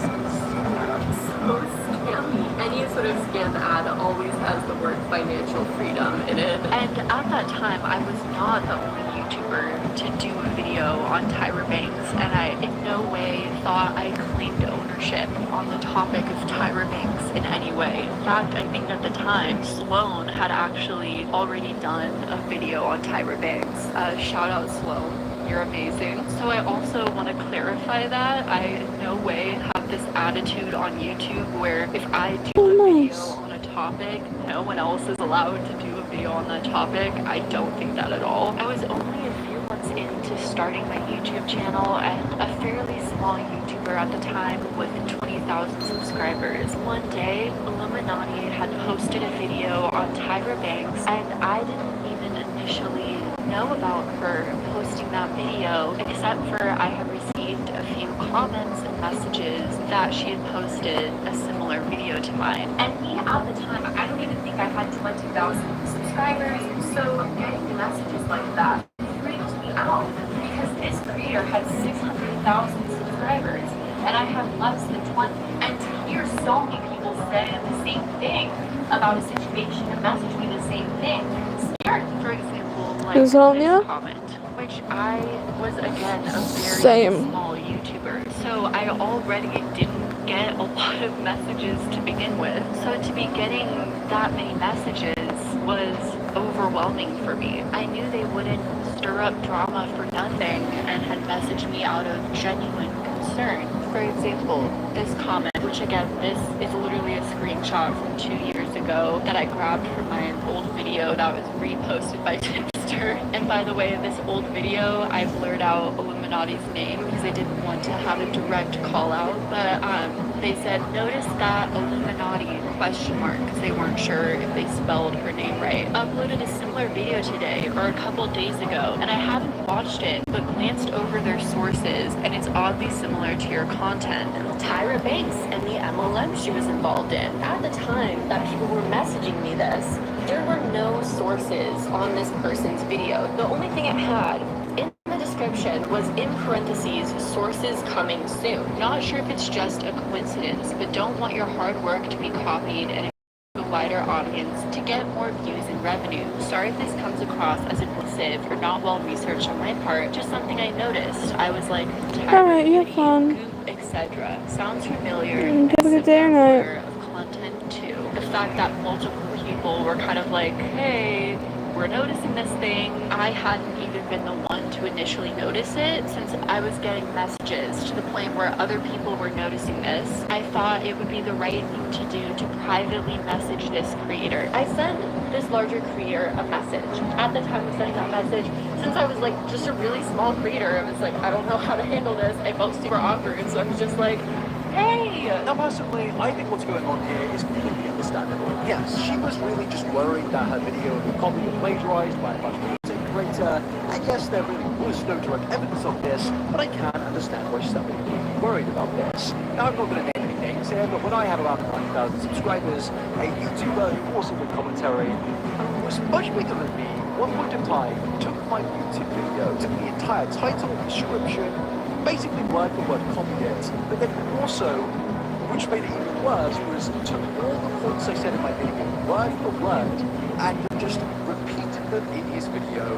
He uploaded it, it got about 10 times or even 20 times more views than my video, and I remember just sat there thinking, it's very obvious that you're copying everything that I said in my video that I uploaded a few days previously, but I don't have any direct proof, but I know that there's no way that there are this many instances. Now, I didn't reach out to this guy, I spoke to my friends about it, laughed about it, but that was really it. But maybe I should have reached out, because what I think Cool World Online is doing here, in my opinion, is totally understandable. She was a small YouTuber and had a valid concern. I sent Blair a message saying, hey, sorry I had to. It's an inside joke for 8-time lemurs. So I thought that would be like a funny opener. I don't know if you know of my channel. I'm a really small YouTuber who has been inspired by the content you make. I got a few messages about the video you posted about Tyra's MLM because I've done a video on that topic. I'm really happy you're spreading more awareness on this topic, but it did low-key feel like a lot of what was said at the beginning of the video was really similar to the things I discussed regarding Tyra's MLM and her controversies, the rabies bit, etc. Coincidences happen, and I'm sure as a larger YouTuber, you're accused of stealing content from people you've never even heard of. Or I have iNabber's video of I was really hurt by the video though, because you're someone who's of Illuminati playing, and I have music playing in the background. I think it's called, the song currently playing is called, it's called Freak, it's for Dadadam. So I also Spray Rustage. Looking back, it could have been that someone on her team saw my video, or she was receiving just a lot of comments asking to do a video on that topic, and they just happened to stumble across similar research. Now, to be honest with you, I feel like Cool World Online is actually being fair, and she goes on to directly say that she doesn't believe that Blair or Blair's researchers 100% directly copied like everything from her video. I will never definitively say she or her researcher copied me. The point is she just had some small concerns and reached out to the content creator privately in a respectful manner, trying to resolve the situation, which is normal. But rather than respond to Cool World Happy Minds DM, instead, Blair decided to make vague tweets once again about her, and also apparently went onto a podcast to say nasty things about her. It hit the fan when I started noticing Blair making subtweets that I was pretty sure were about me. But I was like, no, that can't be about me. I'm literally a nobody. I have 20,000 subscribers, I think a little more at this point, but still pretty much a no one in the YouTube community. But hearing from other people that she was constantly doing this to them now, I am now 100% certain that yes, she was subtweeting me. She also made an Instagram story post referencing me in a subtweet way that was so bold Persephone, that people absolutely knew it was Eris, she urged her followers not to follow me. Iris, People knew she was talking about me, and there was no Lady Celine, passive aggressiveness. At that point, I was like, yeah, that's all I think of right now. That's all my favorites. So some of the people who had watched my channel also messaged me saying, hey, I think you should also check out this podcast with the Welsh twins, because she also went on this podcast and said some pretty nasty things about you on there too. And then my stomach sinks, because first off I'm like, okay, she's subtweeting me, making Instagram story posts about me. Now this podcast, how many things am I gonna have to track of what Blair's saying about me? And then then also, oh my gosh, what the heck did she say about me now? What did I do that was supposedly so bad? So I am tuned into this podcast. My heart is like pounding. Also, I loved the Welsh twins. I loved their videos, so it's so embarrassing for me. I loved Illuminati, respected her, loved these guys, and now she's telling these guys how awful of a person I am. It's humiliating and demoralizing. So my heart's pounding, my stomach's sinking. I'm just feeling like the worst feelings. I still feel the horrible, awful feelings I felt that day. So I listened to this podcast. On this podcast, she's claiming that I was like angrily claiming that she copied me and my content, and I asked her for credit.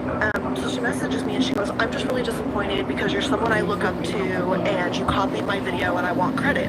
Which, if you remember from my original DM, in that DM, I never once asked for credit. I never said, I want credit, give me credit. Never in that tone did I ever say that. So she literally spread a blatant lie about me on this podcast for no reason. She said I was a really small YouTuber, very much talking down to me in a demeaning way. I'm gonna try and keep it vague so I don't mention this person's channel, but it's a very small YouTuber. Which just goes to show how she views small YouTubers in general. She claimed that I wanted to follow and mimic her content style, which was not true at all. I had no intentions of becoming a corporate content mill. She even admitted, well, kind of, that she was restructuring her channel to kind of mock my own channel. I'm good on that one. And so I'm listening to this and freaking out because now all of a sudden I was wondering if she was going within the YouTube community telling people who I was to all of these larger YouTubers. So there were all these rumors about me and no one would ever want to associate with me, making me out to be this honestly terrible sounding person, which was just so humiliating. She then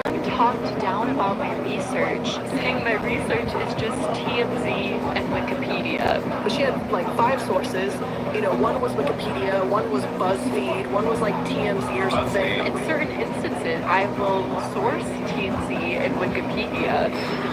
Absolute most offensive thing that was said on this podcast was that the research that I do for my videos is just Wikipedia, BuzzFeed, and TMZ. After hearing this, I was so confused that I looked through every single video that I've done to be like, okay, first off, have I ever used TMZ as a source? Also, Blair uses Wikipedia constantly. You see how she takes an insecurity of hers and throws it back in someone's face. Blair also said that I just drink my coffee and talk about my opinion in my videos. And then she sits down for a video, drinks the coffee, is distracted the whole time, and just gives her opinion on how she feels about things. So yeah, that was a little hurtful to hear, but I think at the time she was just trying to get people to not follow my channel by basically trashing me and my research, which of course wasn't perfect, but I was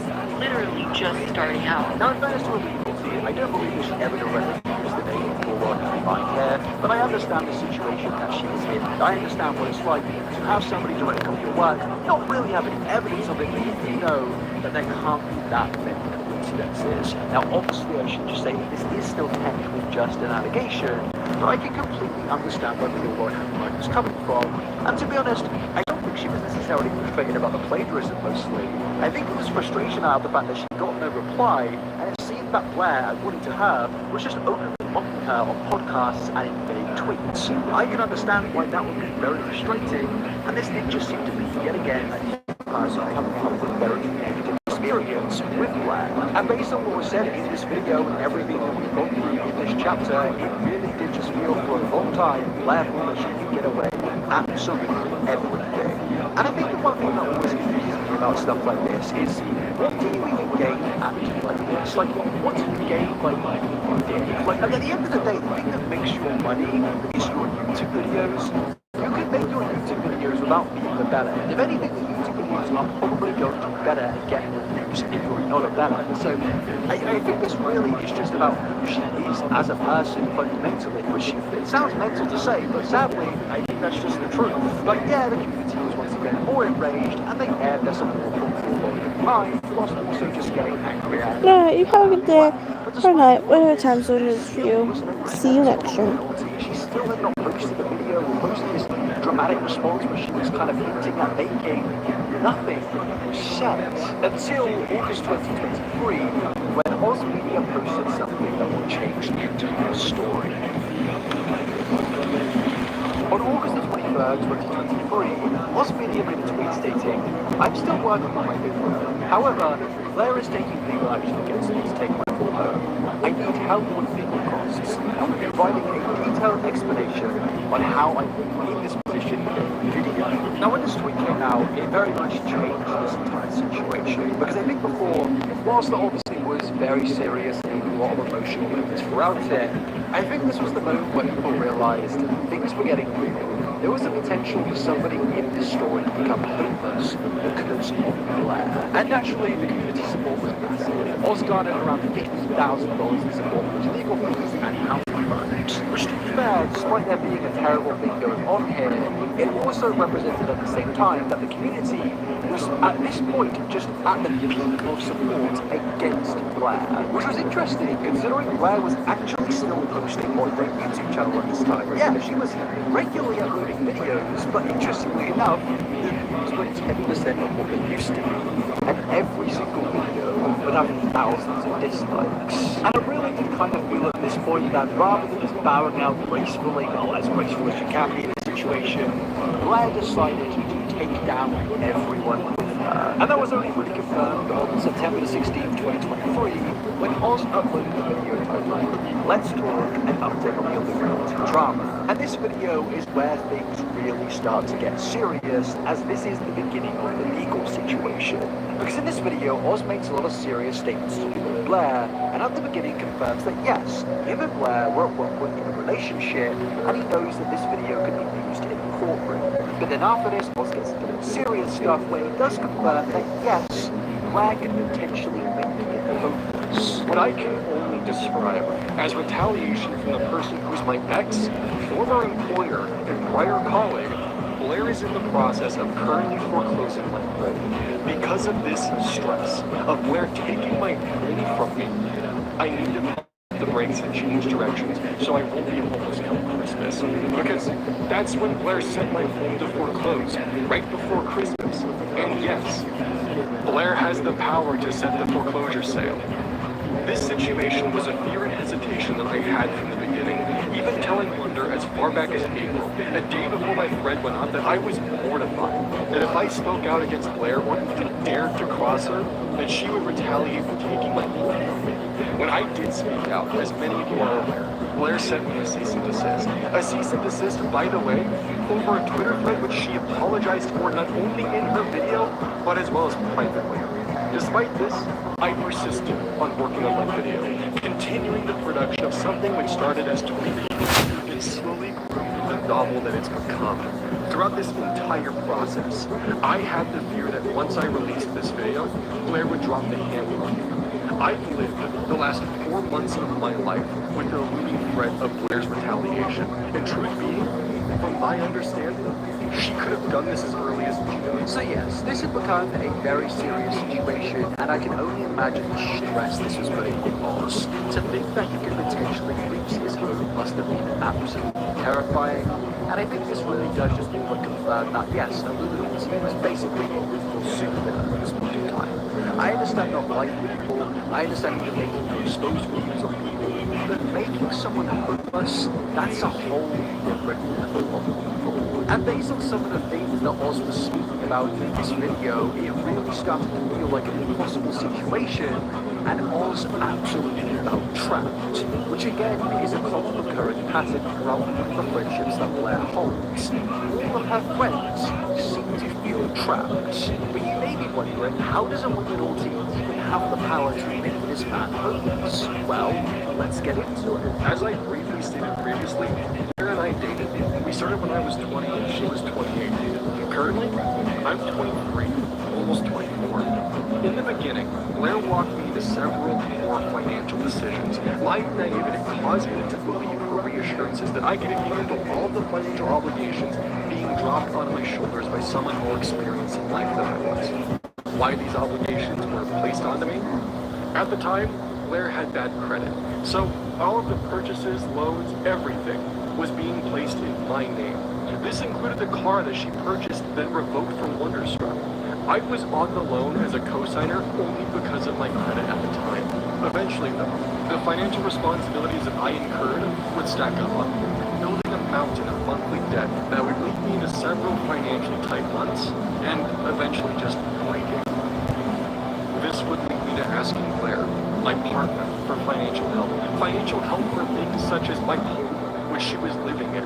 Help from my partner, who at any given time would be making up to 30 times my monthly income. These amounts of assistance being added to a ledger of debt. I want to clarify again. Blair wasn't like me. She wasn't my landlord. She was my partner at this time. This ledger also includes things such as a non-refundable design fee and land deposit on a multi-million-dollar custom home that she threatened to break up with me if I didn't agree to proceed on this with her, as well as other financial expenses that I honestly can't account for, or even come close to this number when digging through my own finances. This ledger would creep into the range of $180,000, an insurmountable amount where I don't even understand how she got there. That number moved higher and higher, the number ever increasing, and I never questioned it out of guilt for needing help. Guilt from her telling everyone, from her friends to my friends, to her employees, to hell, even her Discord staff, about my finances, oftentimes unprompted. Guilt involving the fact that everyone I interacted with on a day-to-day basis looked down on me for her words towards me. My own partner, the person who was supposed to be my other half, was actively putting me in a position where she was chipping away at my mental health. I was afraid to tell anyone what was happening because she had convinced me that I was a parasite. Now, all of this does follow the trend of Blair seemingly needing to have full control over everyone in her life. Whether it's an employee, whether it's a friend, or whether it's the person they're in a relationship with, Blair always needs something of leverage, whether it's an NDA, contract, or even a home. And unfortunately, that was what was happening in this case, and Oz was certainly wrapped around her finger. And honestly, with this level of power that Blair had over Oz throughout their entire relationship, you can kind of understand more why he was so dedicated to her, why he did the things that he did, because he felt that he was indebted to Blair. He felt that he was going to be indebted to Blair for the rest of his life, and he wasn't making any income from his channel, so I guess he just thought that supporting Blair as much as he possibly could would be the right thing to do. But unfortunately, the debt was building, and Blair was getting more and more power over him. Based on what we can hear from Oz, it really did feel that there was no way out. And all of that would lead to a moment that Oz will regret for the rest of his life, where he signed some documents. Blair would bring me to her lawyer's office, put me in a room alone with the two of them, with papers in front of me. Papers which I foolishly signed for a myriad of reasons, ranging from Blair expressing that this would mend our relationship, that it was the right thing for me to do, that this would also protect her legally and prevent her from getting into trouble with the IRS. She also would describe to me, and while I can't remember if this exact word was ever used, she essentially explained to me that because she used company funds to assist me, that she had committed embezzlement. And by converting the amount that I owed her into a loan with her company, this would save her skin legally.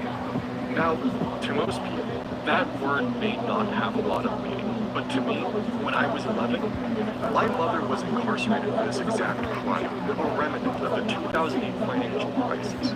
This taught me a very harsh lesson from an early age. But more importantly, Blair was aware of this past of mine. Whether this was used against me, I can't say for certain. But the idea of another person I loved being locked away, but this time for my actions, words cannot describe the guilt that I had. As I briefly stated earlier, Blair used this debt as a promise that this would specifically help mend our relationship, not our friendship, and put us on a better foot. It wouldn't be until a few weeks after signing that document that I would learn that she had already moved on, and had almost everyone in my daily life keep this fact a secret from me. Blair used all of this, promises of reconciliation and other factors, which will soon be further elaborated on, as means to get me to sign signed a document known as a deed of trust. I wasn't aware of the power that this document held, what it does, what it allowed her to do. Again, I couldn't afford legal representation. She knew this.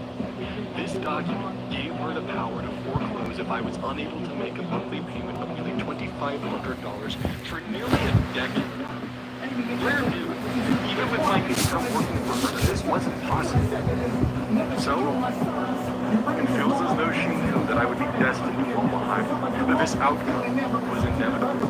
If the home is foreclosed or if I decide to sell, Blair gets an immediate payout, and it's because of this that I'm hesitant to take the easy way out. There's also the fact that there's just not enough equity that if this were to foreclose upon, Blair would still be out money, and she could then sue me further to get that money back. If you're looking for an easy point of evidence, as you can see with Wonder, Blair has a habit of taking advantage of younger men, 8 years younger than her, and their financial illiteracy for her own personal gain. Originally, I assumed that I would have the video produced by now, but unfortunately, I overestimated my abilities, and also had to deal with the legal and financial stress which followed. So effectively, this is the worst possible scenario. Blair was trying to make Oz homeless, and because he'd been manipulated into signing this document, it really felt that there was no way out of this situation. He was manipulated into signing it, and therefore he was trapped, and seemingly there was no way out. And because of this, the community had to rally together. People had to stand up for Oz and support him, whether just socially or whether financially, and that did lead to so many people making videos and just speaking up against her because that was what was right. But at this point, Blair had pretty much just gone full supervillain. She did not care about her YouTube channel. She did not care about her career. She just wanted to bring everyone down with her. And that's why on November the 23rd, 2023, Twitter user KitKat made a tweet stating, "My former naughty is retaliating against what I've said and done after my and she is forcing them to observe my papers and is trying to force the wrong judgment. Anyhow, appreciate it." And the click followed this up by stating, "With the ex-staff provided some of the proof that Illuminati was running the Google Shrats accounts."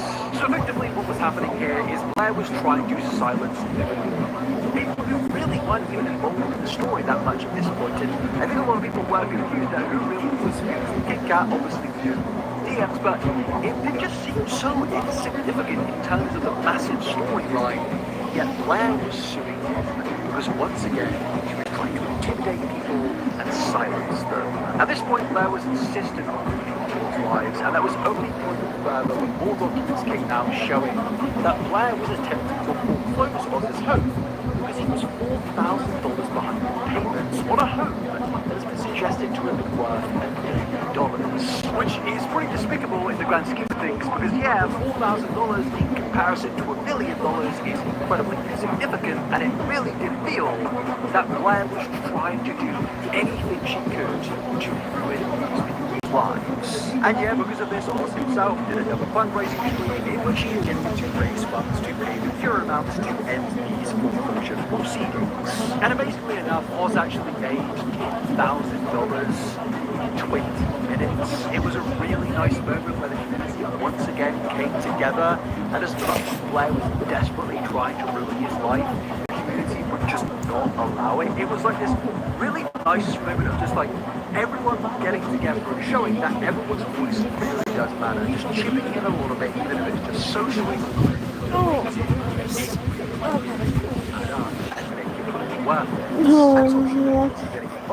I'm gonna finish this shirt and I'm gonna get off live.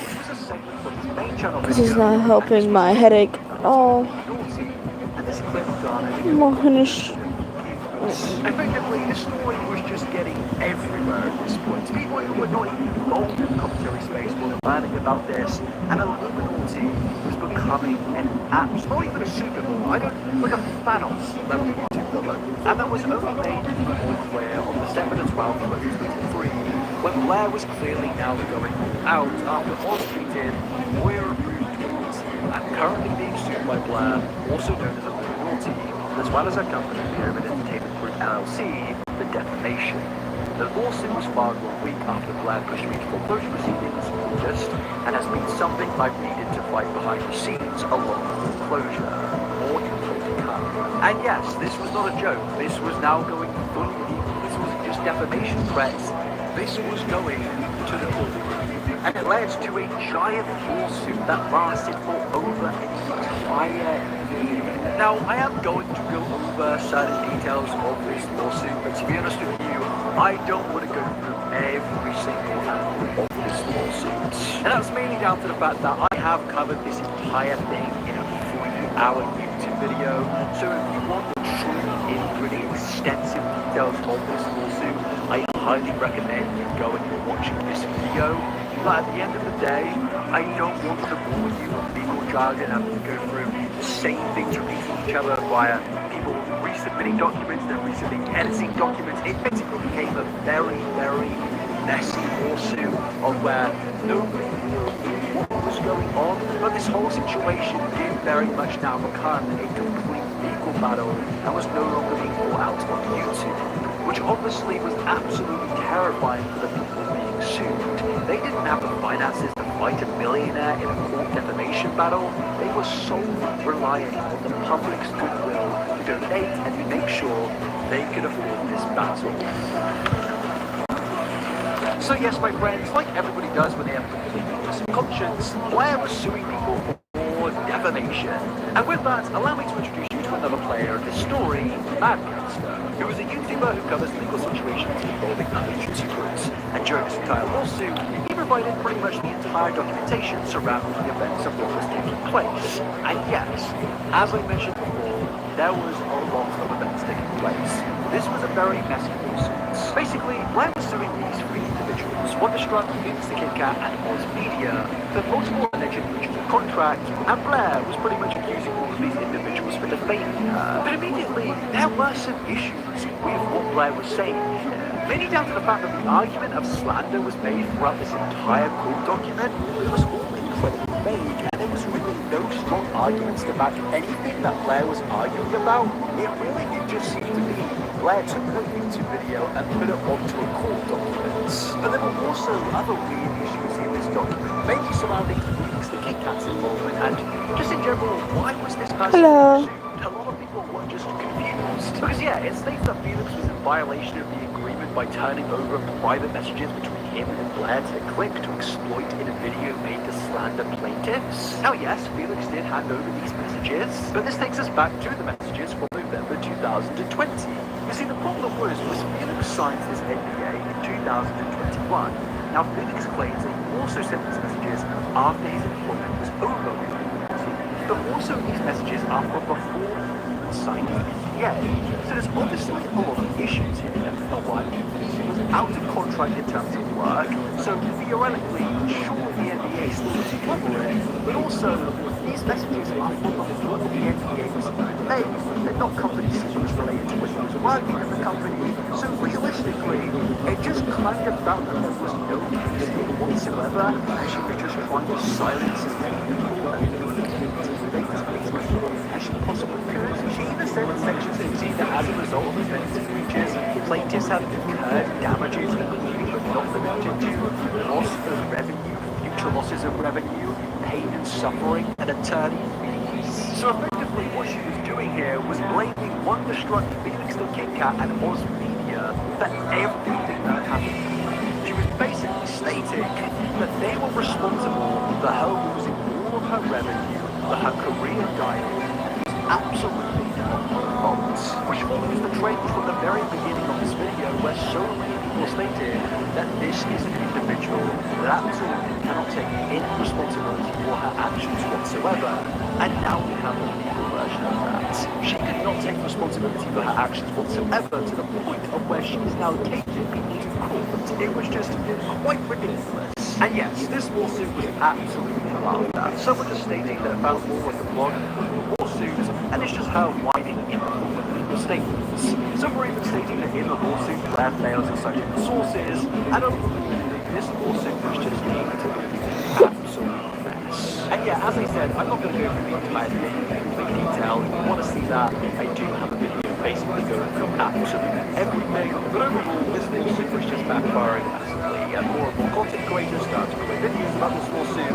and now people were just finding out more about how ridiculous and insane evil Blair truly was. It even led to this interesting phenomena of Blair becoming a bit of a content farm on YouTube, which honestly, to this day, Blair seemingly is still a content farm. She is somebody that so many people make videos about. I'm guilty of it myself, and it's not from a case of wanting to just reach from one singular thing that happened. No, this is a person that has done so many things, and there are so many stories that it led to channels making 10s, if not 50, 30, 40 videos all about Illuminati, just because there was so much to talk about. So moving on to December 19th, it was a Christmas miracle as Oz tweeted, "I'm officially out of the proceedings with Blair and her company.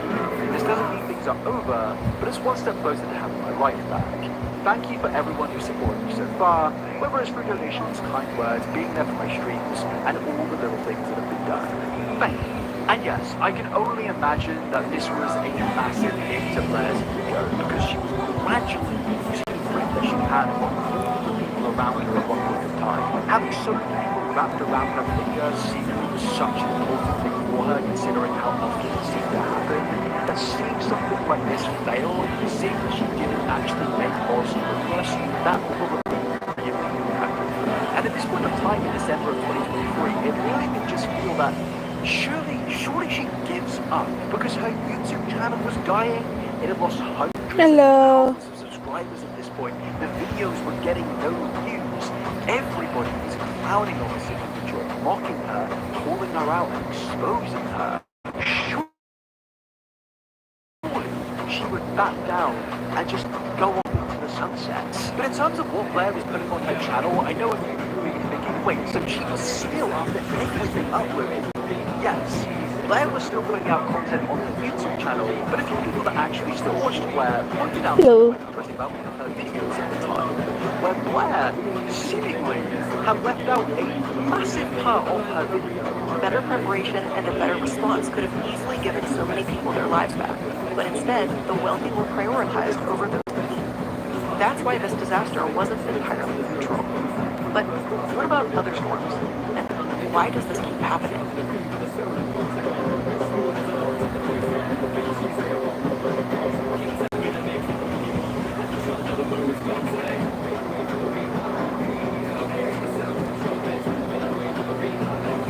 Yes, Blair, for like a 4-minute segment in her video, basically left out an entire audio clip of where she clearly is meant to speak, and she just had no idea about this. She uploaded it onto the YouTube channel, she did 0 checks, it was obviously a complete editing error, and yet this video still is on her YouTube channel to this day, and everybody at the time was just laughing because it really did just show the moment where they were really good to.